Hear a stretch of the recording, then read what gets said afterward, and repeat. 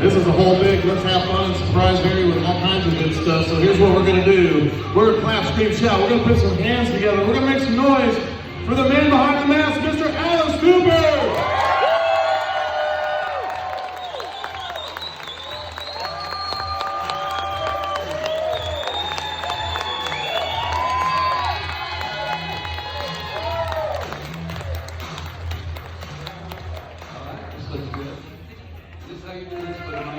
Yeah! Alright, so Mr. Cooper. Still unaccustomed to microphones, you know. Yeah, with these microphones, we just want to make sure that we don't blow the mic or hold them down. If you're going to ask questions, ask them loudly because I've been in a band for 60 years. Actually, I can do one better. Keenan, have Robin there. Whenever somebody raises their hand for a question, take that mic up to them. Alright, so let's go ahead and start out with the first order of business. I hear that you're getting ready to start a fall tour? Well, we have not been on stage for a year and a half, which is really weird for us. We usually don't get more than 3 weeks off, let alone a year and a half. The last show we did was Australia with Queen, and it was like 95,000 people, not knowing that that was going to be our last show for a year and a half. I thought the pandemic would be a month, maybe. A little underestimated it a little bit. But we're ready to go. Every band I know is like racehorses at the starting gate. Can't wait to get on the road again. So yeah, we start in September, and we're here, I think. September 29th. Yeah, 29th. So. Anybody here ever been to White River State Park? Yeah, you must see Alice Cooper at White River State Park, September 29th, right here in Indianapolis, guys. Yeah, the band is so good, it's crazy. My band is so great. Nina Strauss just won my guitar player. She looks like Victoria's Secret model and plays like Eddie Van Halen. She won Guitarist of the Decade. Yeah. And my drummer won Best Drummer in Rock and Roll. Bledsoe. So it's a pretty decent band. That's excellent. So I'm going to go ahead and start the floor open with questions. Ron, you ready to go field some questions? Let's go over here and start on this side of the audience. We're just going to work our way this way. Anybody over here have a question for Alice Cooper? By the way, no math, okay? For either one of us. I went to Ben Davis. Go ahead, right here from her. All right, one of my favorite songs is Dead Babies. What was the inspiration behind that? Was it a horror film? Was it just your crazy mind at the time? It was actually a song about parental abuse. It was thought that dead babies can't take care of themselves. And I think it was misinterpreted, of course, because people wanted Alice Cooper. At that time, rock needed a villain. I was that villain. And that song came along. Nobody bothered to listen to the lyrics. They only listened to the title, you know, and I'm going, did you hear what this song's about? You know, and the very first verse. Yeah. Betsy takes the bills off the shelf. Exactly. I mean, she had nobody there to watch her. So it was a parental abuse song.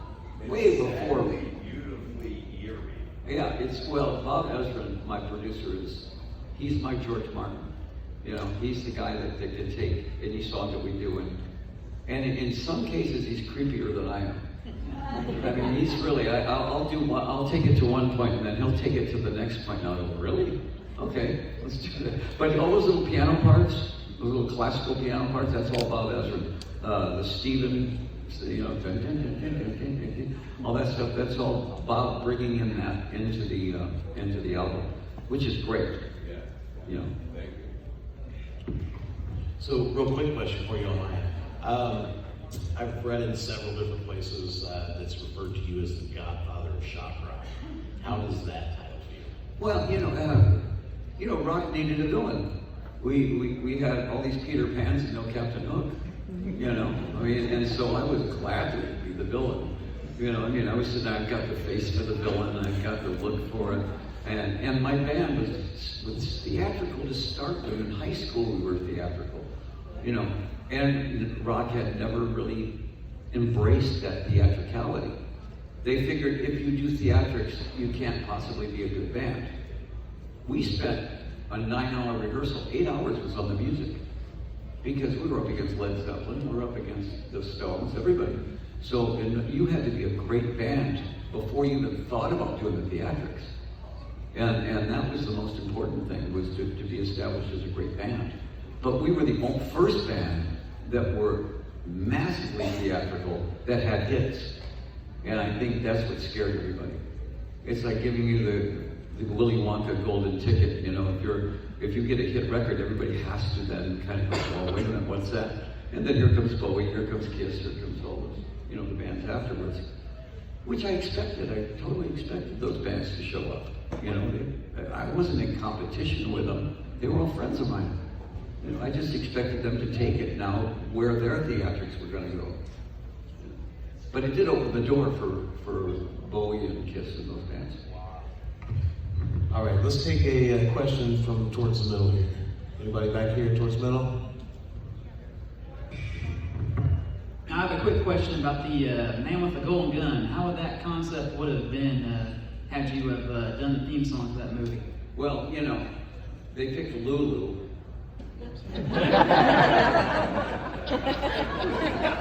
And Christopher Lee, who played, what was his name? Scaramanga? And he was the Man with the Golden Gun. Went to the producers and he went, the Alice Cooper song is definitely the song we should use.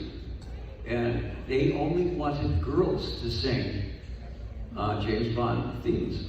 In fact, a funny story, when Paul McCartney came in with Live and Let Die, Broccoli, the producer, he says, I like that song, that's great. What chick are we going to get to sing it? And the guy said, you've got Paul McCartney. He said, yeah, who should we get? Should we get, Shirley Bassey to sing? The guy says, no, you've got Paul McCartney. He didn't quite understand the fact that, that song was so perfectly for that movie. We had, I think the background singing for that was Liza Minnelli, Ronnie Spector, and the Pointer Sisters were all that background singing on it. But,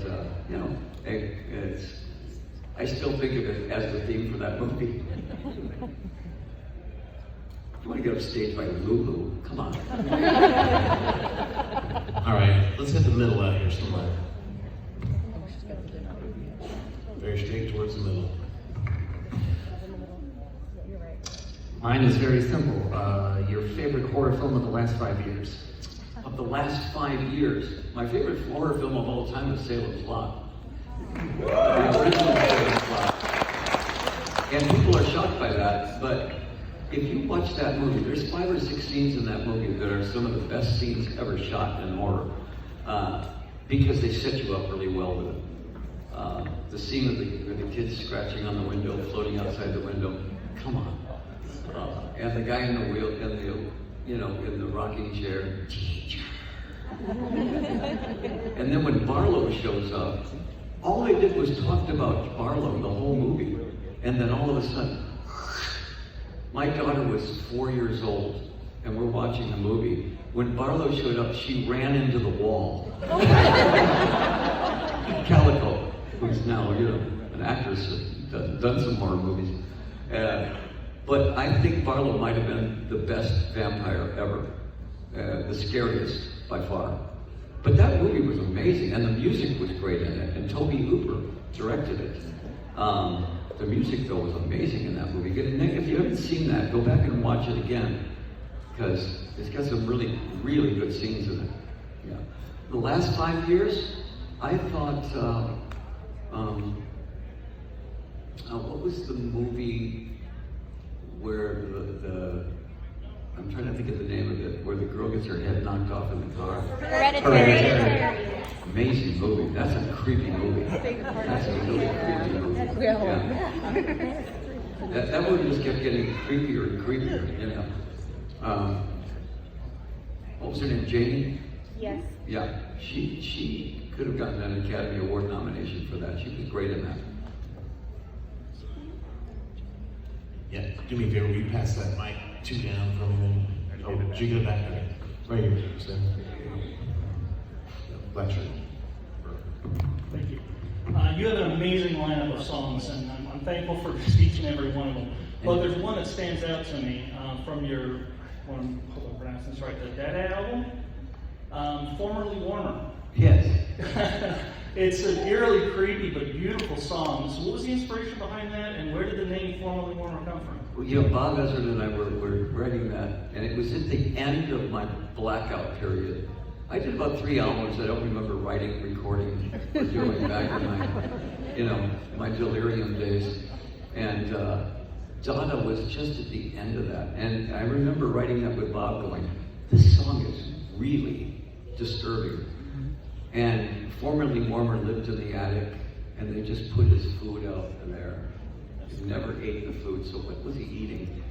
And who was he? And what was he that lived in the attic? Formerly Warmer. So, it's a great name. I still listen to that song and go, it's a bizarre song, very bizarre. Bob and I both agree that might be the creepiest song we ever wrote. No. Oh, it's insanely creepy. And at the end, like one of the last lyrics is, I don't want to be formerly, as if like you're afraid of becoming it. Yeah. I like to leave songs open so that people can, kind of insert their own imagination of what's going on. I think that's part of the fun of it, is to leave it a little bit open-ended. Well, it was brilliant. Thank you. Thank you. I'm glad you brought that one up, because that song is widely overlooked. And Dangerous Tonight, I think, is probably the best vampire song. If you really listen to the lyrics on that. So, do you have a song in particular that is your favorite to perform? To perform, well, everyone out there is songs we love doing. The hardest thing about putting a show together now, there's 28 albums, is picking 23 songs. Yeah, that's the hardest thing, because there's 15 songs, there's about 15 songs that we have to do. That we literally have to do, or the audience feels like they're cheating. That only gives you 9 or 10 songs that you can play around with. And if you're going to do like Dwight Fry, with the Straight Jacket, and you have to do Feed My Frankenstein, and we have to do those songs for all the theatrics, that only gives you now 2 or 3 songs that you can go in and find some really deep cut and bring it in that surprises even the fan that's going, oh, I never thought they'd play that, that song. So and we do revolve songs in and out of the show. But only at the beginning, because the rest of the show is so set.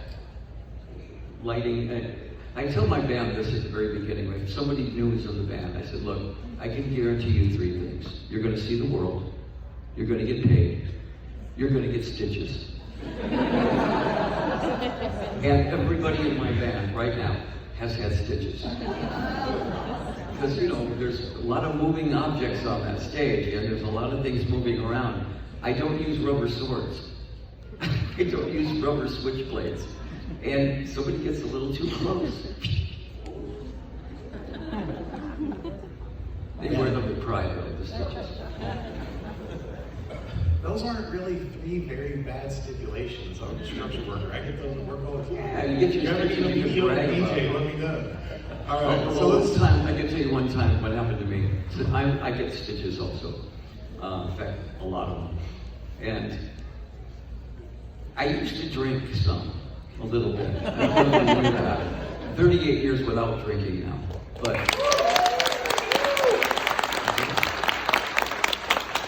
I have this sword that I use on stage, and it actually belonged to Errol Flynn, Captain Blood, the sword that he used. And at one point in the show, there's fog and everything like this, and I would stick it in the stage. And one night, and it went right through my leg. And I was feeling no pain at the time. And I took my hand off it, and it was like this. Now it's squirting, like this. And the audience, what a great trick. How did he do that wonderful trick? The band happens to know that that's not a trick. And that it's real blood coming out of there. And pull it up, still, take a bottle of whiskey, pour it. That's what James Bond would do. And I felt nothing. That was great. You know, little puddles of blood everywhere. But at the same time, when the show ended and the adrenaline was gone, so I could hardly walk the next day until the next show. As soon as the show comes up and you're back Alice again, and you're on the stage, totally gone. No feeling, no problem at all. Because that adrenaline takes care of all that, you know. But man, that was so sore. I went through a muscle. So do you remember how many stitches? I didn't need just stitches for that, but you know, stitches for a lot of other things. All right. So, hey Sam, we've got a question right here in the front row. Johnny?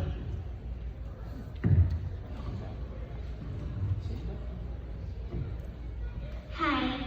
Hi.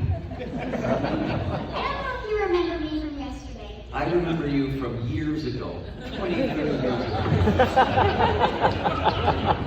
Well, anyway. What's funny? Okay. Anyway, my question was I was wondering why you wanted to be a singer. Why I wanted to be a singer? Mm-hmm. Because I didn't want to do anything else. I realized early in my life that I wasn't going to be in a cubicle, What's in a cubicle? and I wasn't going to be answering phones or anything. I had it in my head all my life. I was going to be some sort of entertainer. I didn't know what till the Beatles came along, and all of a sudden I was painting my house. I was 14, painting the house, and the radio was always on. And I heard, "She loves you, yeah, yeah, yeah." And I went, "What was that?" It was a sound I'd never heard before. It was a musical sound. And then an hour later I heard, "I wanna hold your hand." I was the perfect Beatlemania. I was in the perfect position. And at that point I went, I have got to do that.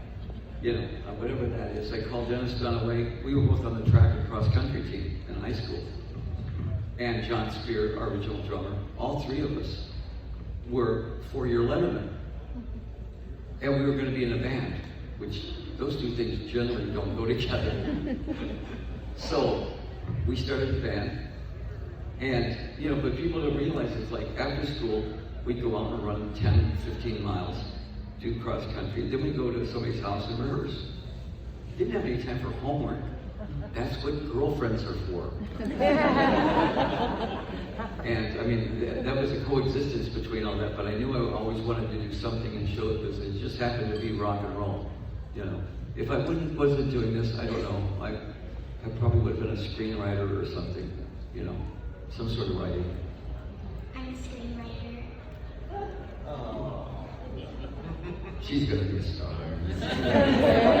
So Johnny, a cubicle is a little office that people sit in all day and do Oh, I know minors. what a cubicle is. Okay. I thought you said on a cubicle. Oh, on a cubicle. Ah. He was talking about a little office. All right, Sam, right back here, straight back towards the middle.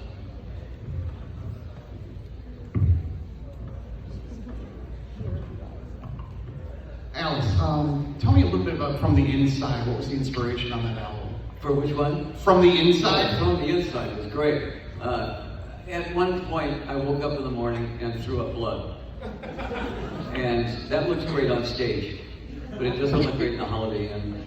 And my wife of 45 years, Cheryl, who's still in the show, she was the ballerina in Nightmare, Welcome to My Nightmare show, said, "Okay, party's over." And I was in the hospital. And when I was in the hospital, I realized that the hospital I was in was for very rich people who didn't want to go to jail. Rather, they would go to this hospital. Yeah, well, it was the craziest. Everybody that was in this hospital was in there for some insane reason. I was the only one in there for abuse, for alcohol abuse, right? I thought it was an alcohol place. It was like an onion unpeeling. You know, everybody I talked to, I'd go, "Wait a minute, you're not." Oh, yeah. One guy was hiding from the police. One lady had killed her husband. One lady had done this. One person had done this. And I'm sitting there among all these insane people, going, gotta write about this. Now, Bernie Taupin was my best friend. So Bernie, and when I got out, I said, Bernie, I've got to tell you 12 stories about 12 different people, then we're gonna write the album from the inside. And it was a great story. It was at the very end, the last day I was in there. I was in my robe, nice little old man who was in there. He's 80-some years old. And he goes, Alice, tomorrow they're going to let you out of here. He said, you're going to go back and see your family, and you're going to get your career back, and everything's going to be fine. And I went, well, thanks, Joe. He said, and someday I'm going to get out of here. And when I do, I'm going to kill you. Okay, Joe. Well, I'll be looking out for you. That's the people that were in there. So all the characters, Jackknife Johnny, all those characters were real characters. And Bernie and I just sat down and just had a field day writing the album, you know, because being a lyricist, I mean, there's just so many ways you can expound on these people. But that album, David Foster produced that album. And actually Toto, the Picaro brothers, the Lucas, they were the background, they did the actual bed tracks on that. But a lot of guests on that album. All right, Sam, come straight forward for me, right there. You guys up against the wall, we're gonna get to you here in just a second. I really love Paranormal and Nightmare 2. Is there anything else? Is there anything coming? Well, the Detroit Stories album just came out. It debuted at #1. That was a surprise to us. I'm already working on the next album with Bob Ezrin. And another one, actually working on 2 albums at once. And then I'm also working on the Hollywood Vampires album. So the third Vampire album. Johnny and Joe and I will get together after this tour and we'll start probably going to the studio and start writing that, because that tour will come up later on. Everybody else gets to go home. Our tour ends, everybody goes home, I go on the other tour. So I'm kind of constantly moving. But yeah, there's 3 albums in the works right now. All right, let me go with a difficult one, and then we'll get back to the audience questions. Of all your albums, do you have a favorite album of yours? That's like picking your favorite child. It really is. They all have such different personalities. The one that broke open for us was Love It to Death. Love It to Death was the first, hit album. Bob Ezrin did that album. 18 came on that album. Dwight Fry came on that album. Now, let me explain Dwight Fry to you, okay? Now, you aficionados of horror movies know that Dwight Fry played Fritz in the original Frankenstein, the hunchback guy, and he played Renfield in the original Dracula, the same guy. He was the creepiest thing in both movies, and nobody had ever heard of him. And so we said, we've got to make this guy famous. So we did a ballad with Dwight Fry on that album, and it just happened to be a big album. But that album was the first album that got us international, Killer came after that, and then School's Out, and $1 Billion Babies. Those were the giant albums, School's Out and $1 Billion Babies. And then Nightmare, Welcome to My Nightmare. But picking your favorite, I'd say if you're gonna have one that represented Alice the most, it would be probably Love It to Death. Yeah. All right, so Sam, let's go over this way right here. Guy in the light blue shirt with his hand out. Is that a gray shirt? Yes. Yeah, no, I drank a lot last night, man. It looks quite blue. No, that's great. Alice, first off, I want to say I'm a big fan. But I actually have a 2-part question for you. What made you pick Feed My Frankenstein for Wayne's World? And how was it to work with Mike and Dana? Well, Mike called me up and he says, look, we got this movie. And I had seen the Wayne's World bit on Saturday Night Live. He said, we're going to do the movie. And I went, oh, cool, okay, great. He says, we want you to be the iconic rock star. And I said, great. That album was just coming out, Feed My Frankenstein, with that song on it. And it was just the perfect song for for that, that show. The funny thing was I got there, I was just supposed to do the song. And Mike hands me about 8 sheets of paper and he goes, "Can you do some dialogue?" And he knew he was an actor, and I went, "Yeah, I can do dialogue." And he hands me all this paperwork. And I said, "When are we shooting this?" And he goes, "About 20 minutes. So most of the stuff that I was saying about Milwaukee and all that, I was riffing. I couldn't remember what they were writing, so I was just coming up with whatever I could think of. And what you didn't see was Mike and Dana, right here, doing everything they could to make me laugh. But I found a spot right in the middle of them, and I just delivered the lines right in between them. Now, at the point when they're doing, "We're not worthy," we're scum, we're that. That went on for 5 or 6 minutes. And the parts you're never going to see, it got dark. I mean, it got really vile. And if they ever find that section, it'll be blackmail for everybody. But it was, and then I started laughing. I couldn't stop laughing at that because they really got dark. Working with Mike, and I see them all the time. I see Mike and Dana all the time. And Mike's a really good friend. But the thing about Mike and Dana and Jim Carrey is that you meet them, and then you really don't meet them. You meet their characters, and then you meet the next set of characters, and the next set, and then finally you get down to who they are, to meeting Mike, Dana, and Jim. All right, so where you at, Sam? Let's go right over here against the wall. Yep, this guy right here. Go ahead and put your hand up for me. Yep. What's up, Alex? Hey. So, did anybody inspire you to become a musician? I think the whole British invasion did. I was a big fan of doo-wop, and I was a big fan of all kind of rock and roll on top 40. Motown, to the Four Seasons, to the Beach Boys, everybody. I was a kid, I loved every kind of rock and roll. When that sound came in from England, all of a sudden these electric guitars were electric guitars. And you had the Kinks and the Yardbirds and the Who. And that spoke to me because it wasn't just pop music, it was angry rock music. And that got my attention. And when I saw that, and we started our little band, just a little, played parties and stuff like that, you get more and more addicted to it, to the point where you can't wait, to get on stage and get up there. It was every band, there must have been 10 bands at my high school. In fact, the Tubes were guys that we played against. They were guys at our high school. Ricky Lee Jones went to our high school. We had 3 international acts that went to this little tiny high school on the west side of Phoenix.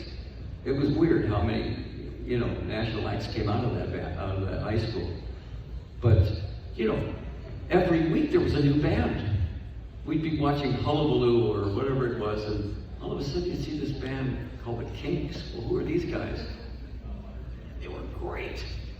And every one of those bands inspired you to want to go, well, we gotta write a song like that. We gotta write a song like that. So eventually we got the nerve to start writing our own songs. But we were very influenced by the Who and the Yardbirds. All right, next question. Hey, Alex, how's it going? I had a question for you. The question was, I saw you in the documentary Hired Gun about touring musicians and studio musicians. Yeah. Who is the one guy that you had when you go to tour and you have to use for touring? Who is the one guy you actually had call him, make him quit what he's doing, and get on the damn bus? Kane Roberts. Kane Roberts was the big, if you remember the period of time when The Nightmare Returns, I had a guitar player that looked like Stallone. This guy was huge. And he had the black hair. He looked just like Rambo, looked just like him. But he was as good as any guitar player I've ever heard in my life. We wrote Constrictor together, Constrictor and Raise Your Fist and Yell together. And we lived on splatter movies. We just sat and watched splatter movies. I wrote both those albums just from that kind of thing. He basically had Stallone's body and Jerry Lewis's brain. I never laughed so much as with Kane to this day. You know, Kane and I can't look at him without starting to laugh. And he's gonna actually, I'm writing with him actually in about 2 weeks. So the guy is amazing. But he was immediate. And another guy was Kip Winger. Kip Winger was a waiter in New York City. And somebody says, I know this guy that's a waiter, that's a good bass player. He came in, I listened to him play and sing, and I looked at Kane and went, that's our bass player. And he goes, yeah. So Kip, went from me to his own act and everything, but he was the guy that would take any dare that you could imagine, and there was nothing off the table for him. He was maybe one of the most insane people I'd ever met in my life.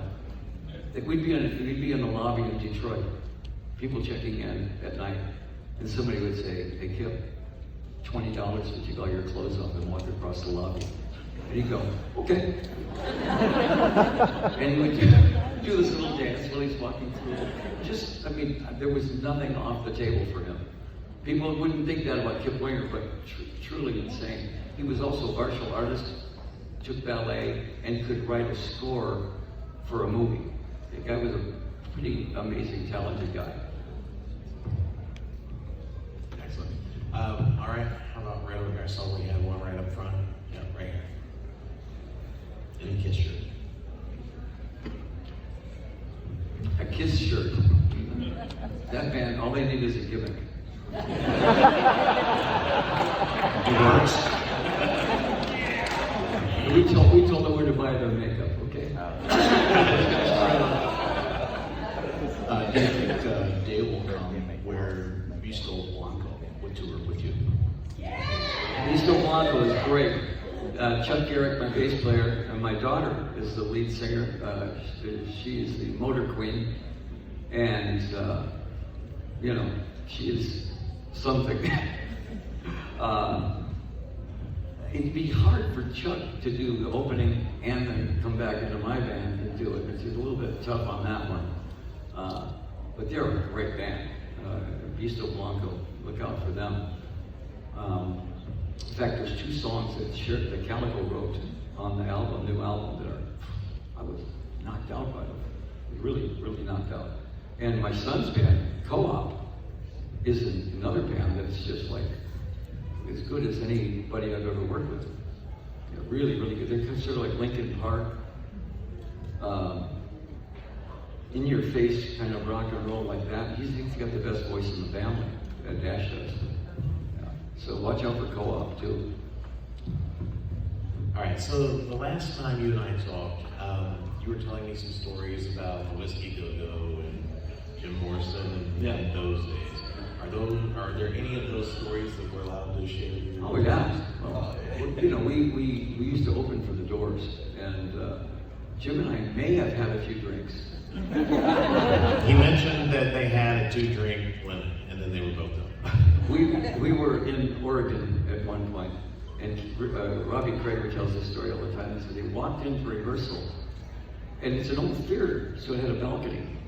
And Jim and I were hanging from the balcony to see which one could hold on the longest.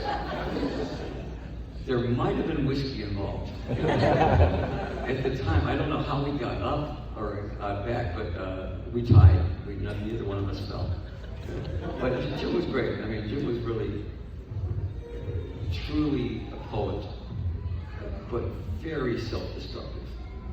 He would take pills the way you would eat Skittles.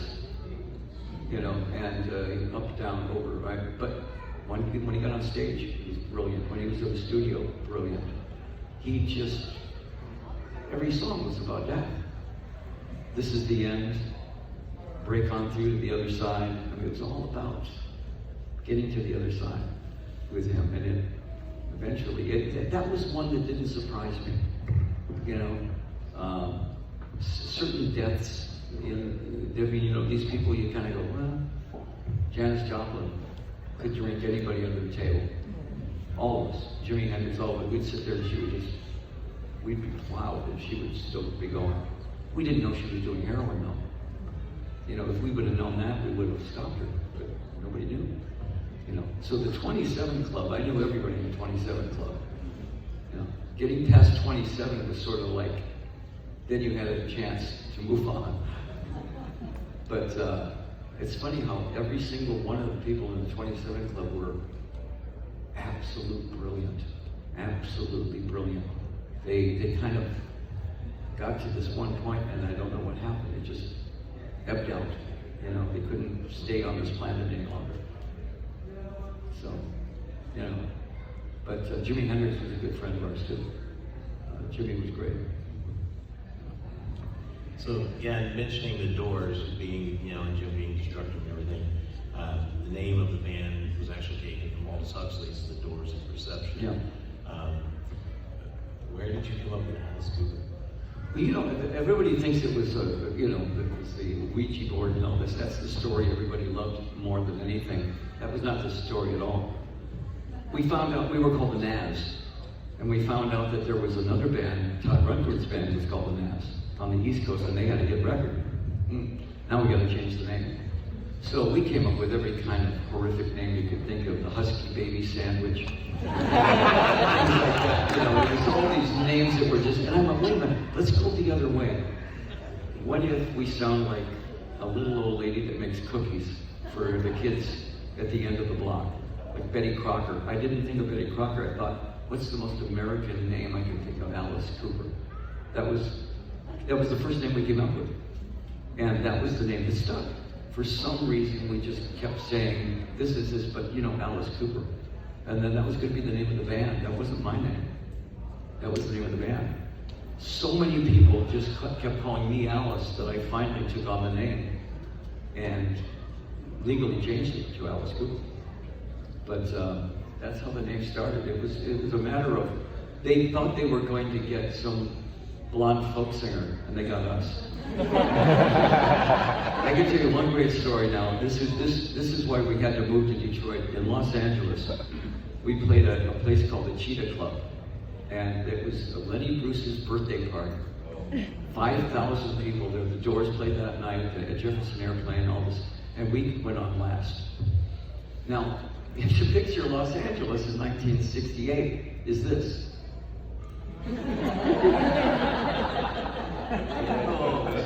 Unicorns. All this is stomps right in the middle of the hippie movement. And everybody is on LSD, but they're grooving. And the very last thing is, it's all dark, and you hear, they start out with a song called Out in the Street by The Who, and uplighting.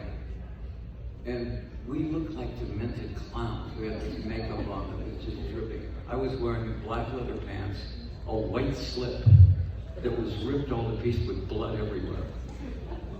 And the audience was like, it was like springtime for Hitler, you know.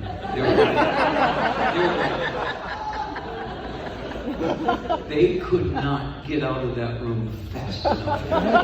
We cleared that room in 3 songs. And that's how we got the gig with Frank Zappa. One of the GTOs went back to Frank and said, I saw a band last night. 5,000 people couldn't wait to get out of there. He scared them so badly. And Frank went, I gotta see these guys. So that was our image. I mean, we were relentless. You know, I mean, we were not into peace and love at all. We were into blondes, Corvettes, and switchblades, you know.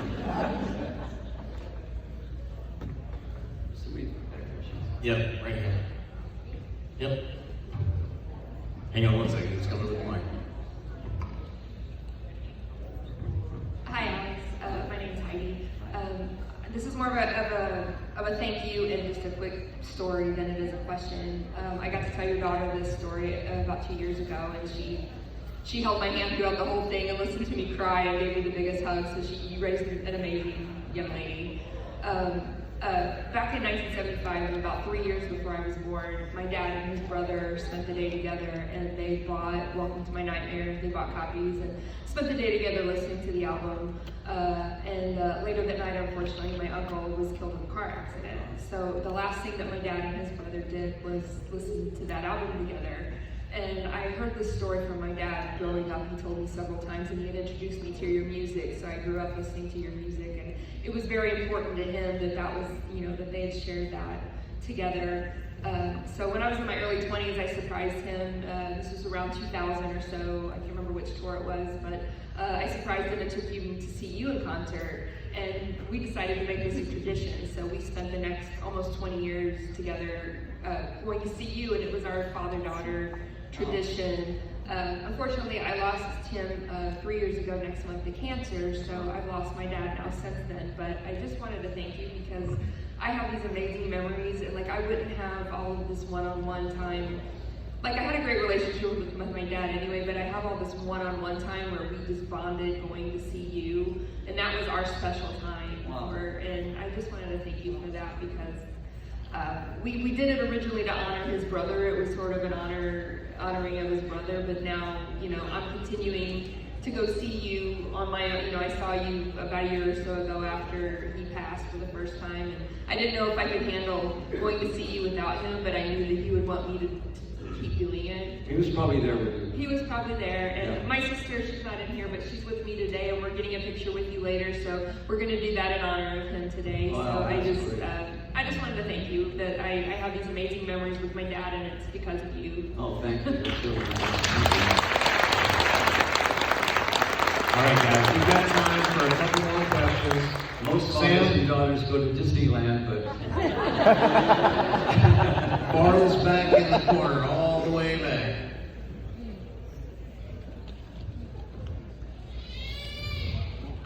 First of all, Alice, I am not worthy.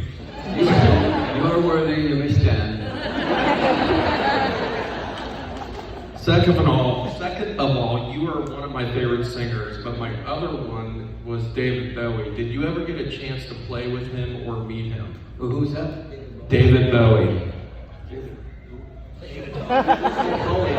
that the guy with the makeup? Bowie used to come to our show, and he would bring the spiders from Mars.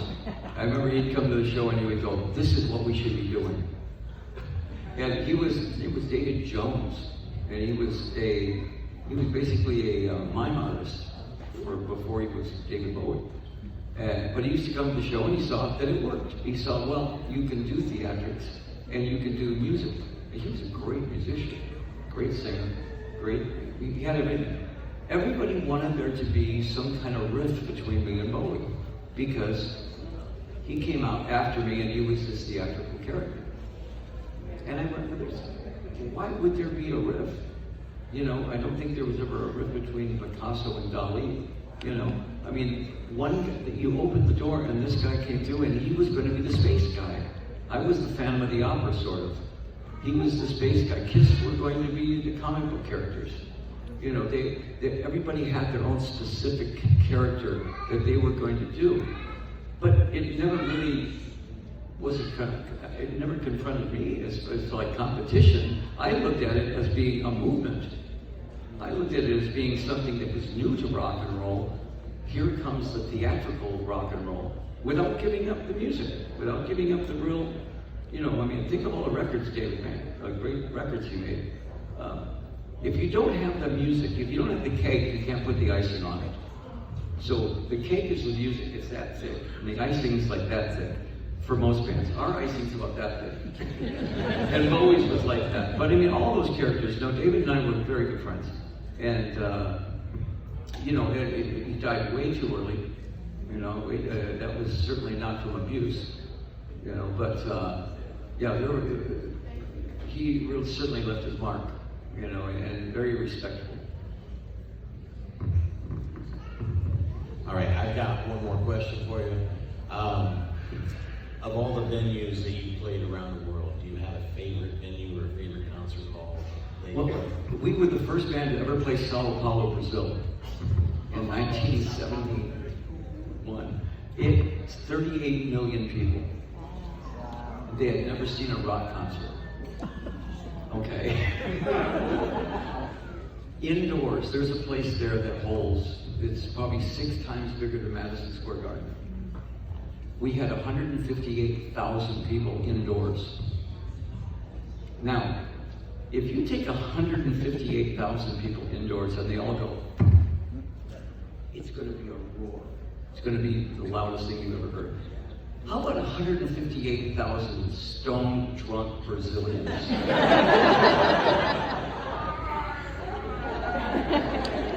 Now, the other thing that was about it that was so crazy was, under the equator, 70% of the people under the equator believe in Macumba, which is like Catholicism and voodoo and all these things all mixed up together. So here I am on stage with the makeup and the snake and doing the whole thing. The front page of the paper the next day goes, Macumba. I was like some kind of Macumba priest. They should have said Baptist. You know, I mean, but with this, oh, and another great thing about that show, they wouldn't let us bring our boa constrictor in. And I went, okay. They said, we'll get you one. Well, all of our boa constrictors were born in, they were this big, and they've been around people.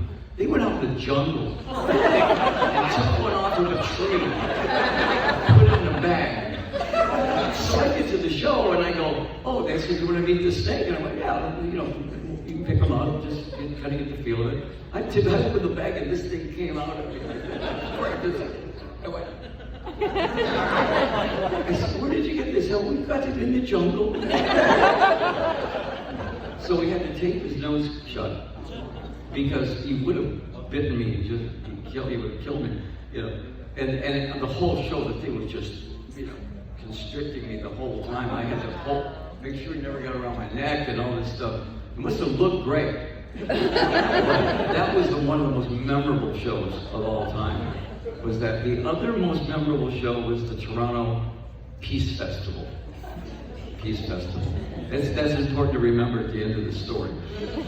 Okay, so we're on stage. We go on between John and Yoko and the Doors. And at the end of our show, we opened up 2 white feather pillows and a CO2 cartridge, and it looks like a snowstorm. Strobe lights going. And the next thing I look down, and there's a chicken on stage. There's a white chicken. Now, I didn't bring the chicken. Nobody in my band brought a chicken. But I can see the guy going, I got my wallet, my tickets, got my chicken. Okay. And so magically, this chicken shows up. Now, I've never been on a farm in my life. I'm from Detroit, never been on a farm. It had feathers, it had wings, it should fly. Chickens don't fly as much as they plummet. So I took the chicken, I figured, throw it in the audience, and all this thing, and somebody will take it home, they'll call it Alice, and it'll be their pet. Audience tore it to pieces. Ripped it to pieces, and threw all the parts of it, there's blood everywhere and everything. Next day in the paper, Alice Cooper kills chicken. So Frank Zappa calls me up and he goes, did you kill a chicken? And I went, no. I said, and he goes, don't tell anybody, they love it. That's when I realized the audience wanted a villain. They wanted a villain to do something like this. And so the rest of my life, I just didn't deny anything. They'd say, did you do it? And I went, well. But here's the kicker to the story. The first 10 rows at the Peace Festival were all in wheelchairs. They were the ones that killed the chicken. And I thought, how bizarre is that? And this is the Peace Festival. So we might have changed. That's actually where Alice Cooper first became literally notorious. This funny thing was, when we looked on the right side, and John and Yoko are going, yeah! The Doors are going, yeah! The audience is like... All right, so for all my hardcore metalheads, the one takeaway that I took from the Sao Paulo thing was You guys realize that this dude's responsible for Sepultura? Well, those bands, people, you have to understand what metal, when you say metal is hard rock, just with a louder, different attitude. That's all. The only bands out there right now, to me, that are bringing it are metal bands that bring a show, that bring energy to the audience. Everybody else is like, oh, oil is bad, and you can't breathe anymore, politics, there's another one. Just tell me about your girlfriend. That's what a rock song's about. But the metal bands come out there with an attitude, and they give a show. So, I might not think that they're all the greatest bands or anything like that, but at least they bring a show. So, Megadeth, for all those bands, they're great bands. They really are. Wow, absolutely amazing. Well, Alice, thank you very much for coming to Days of the Dead. We appreciate having you here. Hey, hold on 1 second.